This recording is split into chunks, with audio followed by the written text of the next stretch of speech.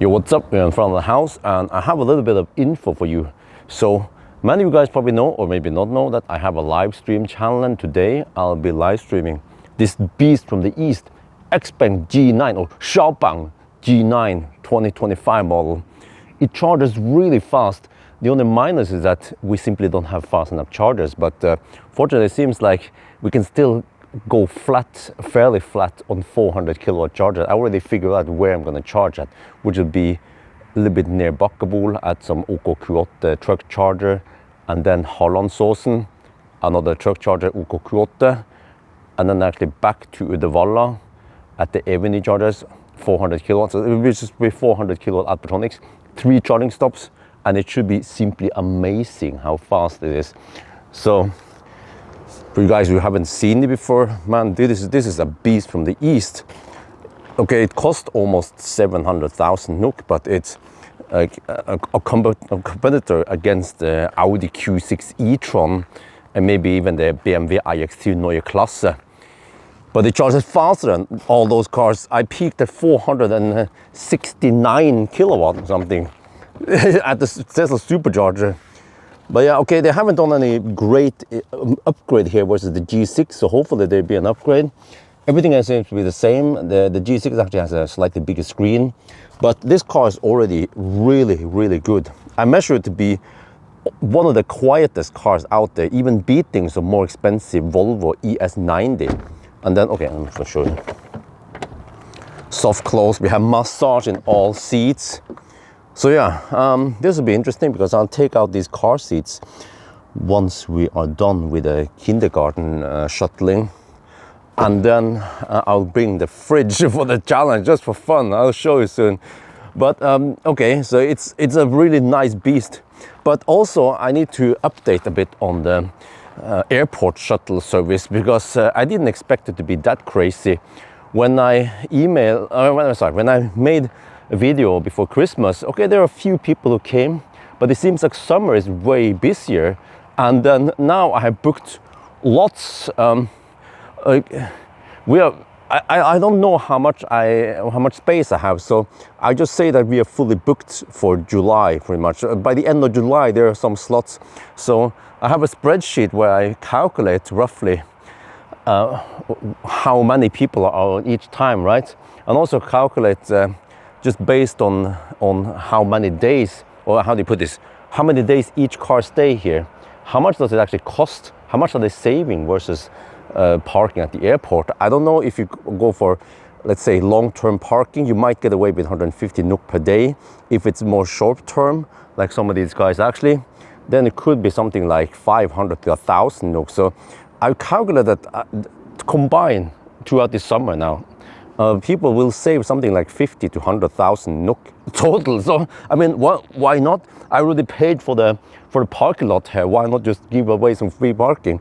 So some people, I shuttle them to and from the airport. Some people, they take Bolt. One guy actually today take Bolt, and then it was only 300 NOK, so it's fine. Otherwise I could have shuttled him, but it depends, of course, of the time if I'm available or not. But like I mentioned before, it's a high priority for me to do the work or family, and then the other guys second priority, except for VIPs. Then I will give them slightly higher priority.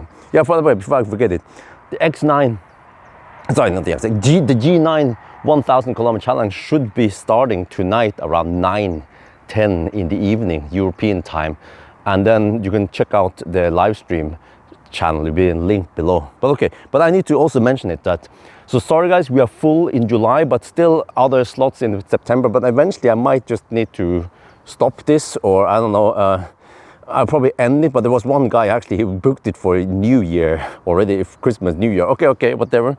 So just to show you here, practical. Yeah, one guy mentioned that I should park slightly diagonally, so that's a good idea, because I noticed it when I park perpendicular to the house, it was slightly harder to get in and out, but also the lot has already this slight angle. So this is good because it makes it easier to go in and out. Now this guy, this is actually a BYD electric. I didn't know because it has the SX license plate, but I saw, oh, it's electric. Okay, I'll charge it for him soon. I've also been doing some charging for the people here, and I don't take any money for it, even though it is a bit extra cost for me, time and money. But maybe one day I will have dugnad, and hopefully some people will show up. I need to paint the garage and the shed and actually do some basing, whatever they call it, you know, of the deck, terrasse. So maybe someone can help me then. It's not much of money. I will of course pay for the paint, but I just need someone to help me. And also because I'm a freaking noob when it comes to this side here, how can we do this safely? Right, okay, whatever, but I don't have time to organize that yet. I figured that now it's summer, and then all these guys, they are enjoying some nice airport parking. So again, some instruction for you guys: if you come here in July and I'm not there, then you can block the entrance, no problem. But I have but don't park like this. I park here because he's short term. He will be back actually on Sunday, so that's fine. But you need to have a path so that every car can enter and exit. So 7 cars should be possible, but you can probably align almost 6 cars here, and then even two or three more here. So I haven't tested this, but in actually a couple of weeks, or I think within 1 to 2 weeks, there will be around 7-ish cars. I can test it and see if I could even fit maybe 8 cars here, especially when I'm gone. But while I'm gone, Millennium Falcon will hopefully be parked in the garage, right? So so that's pretty much it. And then also I will run some Sentimode and practical. Actually, if you would email me later, it would be practical if I have maybe the license number and also the car model, so I know better whose car is what. And also these Teslas, I found out they are really easy to deal with because I don't need any key fob. We just use everything in the app. And I also need the nickname of the car because I have so many Teslas in my account, right? But these cars, I don't have the key fob. I just have via the app, right? Whereas these other ones, I need physical keys to them, so it's slightly harder. I keep all the keys, the key fobs, in this box anyway, so any relay attack shouldn't be possible. And also with the Bluetooth keys in Tesla, I think they are really safe. And also I've been running some Sentimode on that car. I can also run Sentimode here, so and as many cars as we possibly can, we can just run a Sentimode, and then some of them can be plugged into the Schuko, right?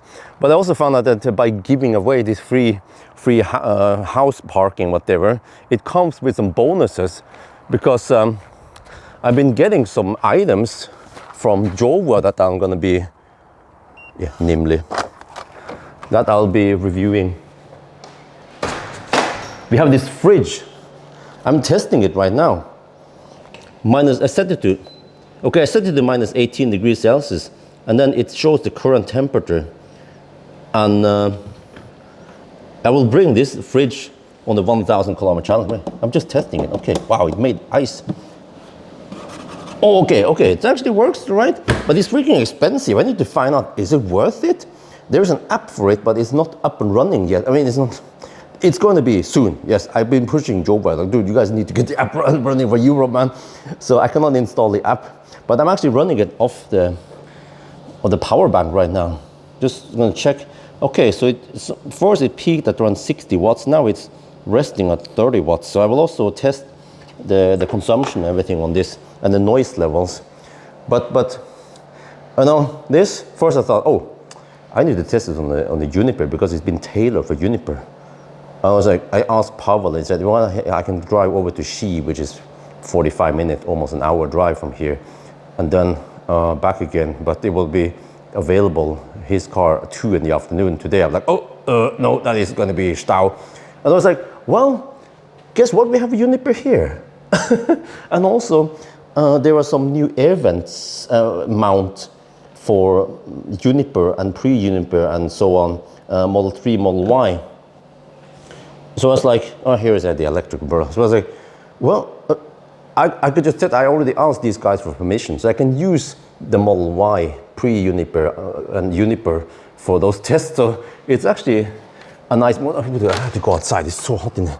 So it wasn't my intention initially when I just gave away the free parking, but it actually comes with some nice perks, which is that I can use this for some product reviews. Yeah, why not? It saves me time. I get the cars delivered to my door. So yeah, anyway, a little bit of update what's going on here. And then here, the beast from the east. How fast will it be? I don't know yet. It should be faster than G6, right?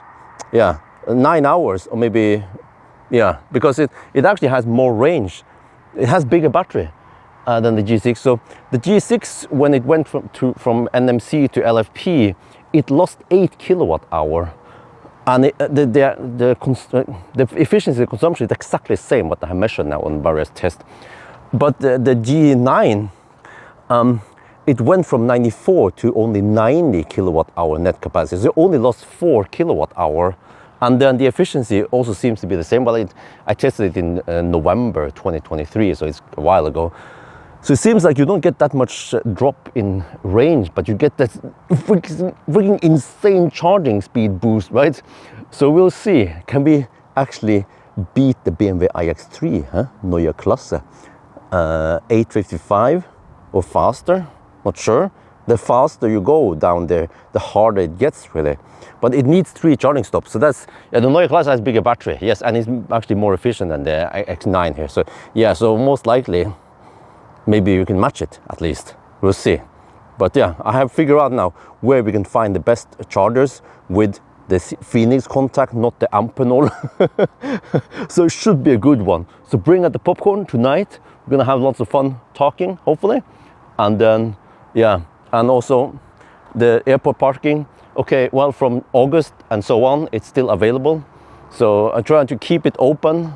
Yeah, it's busy now during summer, but I think in after like August-ish, right, then it should be way less back and forth and so on. So at least, okay, I'm able to help you guys save money, and then we get some nice bonus with some cars I can show. I'm not gonna drive these cars. I would just move it a little bit and then put the items in there and then do my test and whatever in front of the house, right? So, okay, anyway, that's gonna be for now. Hope you guys enjoyed this video. As always, thank you for watching and talk to you later.